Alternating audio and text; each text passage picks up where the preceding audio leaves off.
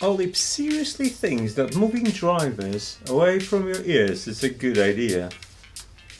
Well, let's find out.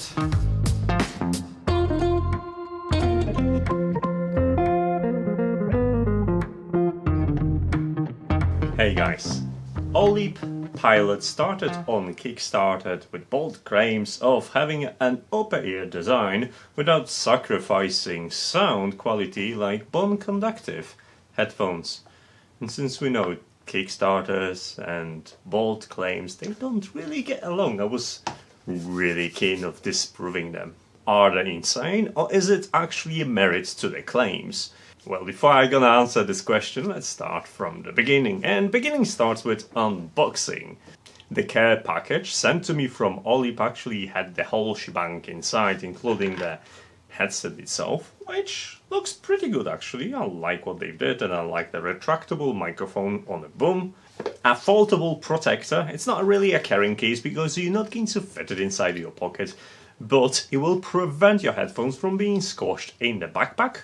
There is an optional Bluetooth adapter. It's quite handy if your computer doesn't have a Bluetooth, which is unlikely, but in a professional settings you're gonna be thankful for ability to pretty much connect your headphones to any computer without going through entire pairing process.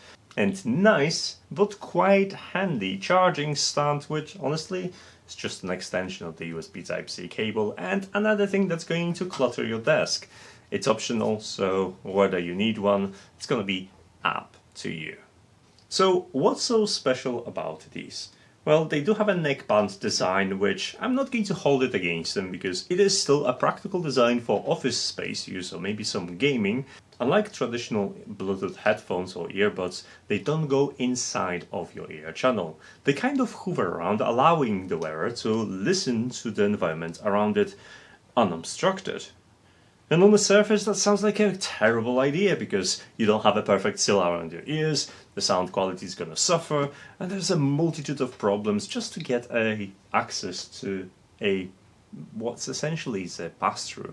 Manufacturers like Jabra or Sony, they come up with the idea of active hear-through using external microphones to actually allow you to hear environmental noises as well as the music playing directly into the ear. So is it a good design?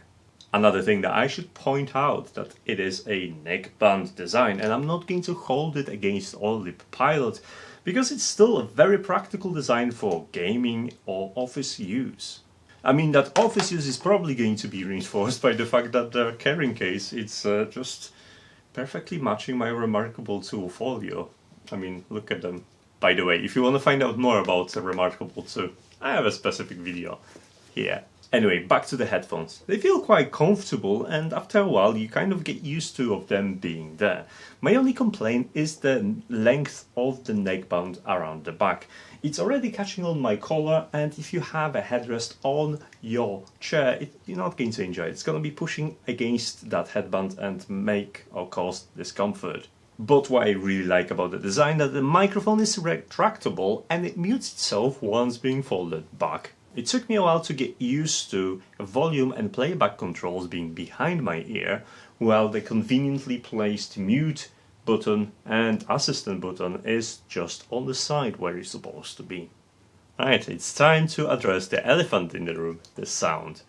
And here comes the shocker, because they actually sound pretty good. And I can't believe I'm saying that because I was truly expecting to roast OLEAP Pilot for not delivering in the sound department. And I ended up really liking the sound, considering the fact that I still have an access to every sound around me. My biggest worry was obviously the quality of the lower frequencies. Instead of having almost none of them, I have a really rich sound, which is on par with all of the Bluetooth headphones I reviewed in similar price range, and honestly the only complaint about it I've got that I had to set them tiny little bit louder than my usual headphones. With these I had to crank them up to about 70% to get a similar volume level. Obviously the louder you get with these, the less you're gonna be paying attention to the sounds around you because, well, that's how physics works, but it's a nice way to balance whether you're hearing against the sounds coming from around you. Another thing is the noise cancellation of OLEAP Pilot, and I'm not talking about the noise cancellation for your hearing, but noise cancellation for the mind. I have a vacuum cleaner, smart vacuum cleaner just running behind me. And you tell me, how much do you enjoy the sound from my microphone versus the sound from OLEAP Pilot. If there is one thing I could change about this microphone, is I would make it detachable. That way I could pop the headset on, go for a run, cycle. And guess what? I did it anyway, just for the kicks of it, and see how it did feel. If you get past the fact that you have a headphones with attached boom mic when you're going for a run, they're actually pretty decent for running. Apart from delivering pretty decent audio, they also enable you to monitor the traffic around you, have a better spatial awareness, and maybe even have a conversation with a fellow runner. But where they absolutely suck is cycling. It's mostly because they are hovering above your ear channel, causing extra turbulence, which is super pronounced, especially if you cycle faster, to the point where all the benefits that you would reap from having an open air design headphones like these while running are diminished by the fact that you simply hear the noise of the air created mostly by the headphones. Another area where OLEAP Pilot exceeded my expectations were battery and range. Now, battery was very decent. I had 9 hours and a couple of minutes of playback on a single charge, which equals to 175 songs in my Bluetooth test. And with range, it was even better. After 40 meters inside the building, I still had a decent connections without audio interruptions, and it wouldn't be fair to actually leave the building to get even more. So at this point in time, 40 plus meters, it's the effective range of the OLEAP Pilot, and it's probably one of the best headsets in that regards I've tested. To complete my tests, I watched a couple of videos to check if there is a desync between audio and video. I'm pleased to report that none of that was present, and I played a couple of games including CSGO to check if there is any latency between audio and the video game. And I have to say, it might not be suited for competitive gaming, but definitely in the titles like Dying Light or Witcher, I didn't notice that problem, but I could tell there was a small delay while playing CSGO. Well, not everything is perfect.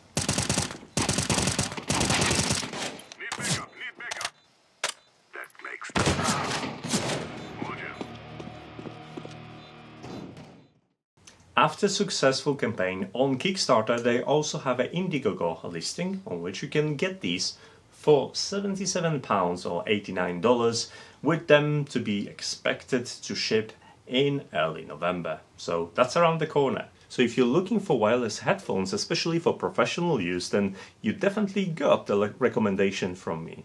I'm going to include the links to the product and Indiegogo campaign in the description of this video. So big thanks to OLEAP to actually prove me otherwise that it is possible to have a pretty decent sound quality in this design. I'm actually impressed. Thanks so much for watching, and if you want to know more how they stack against Halo Pro Bond Conductive, that video is coming up soon, so you know how to use YouTube. I'm not going to explain you all that. You have a list of social media on the screen right now that you can follow me on and start conversation. So as for now, I guess, thanks for your attention and see you in the next video. Take care. Bye.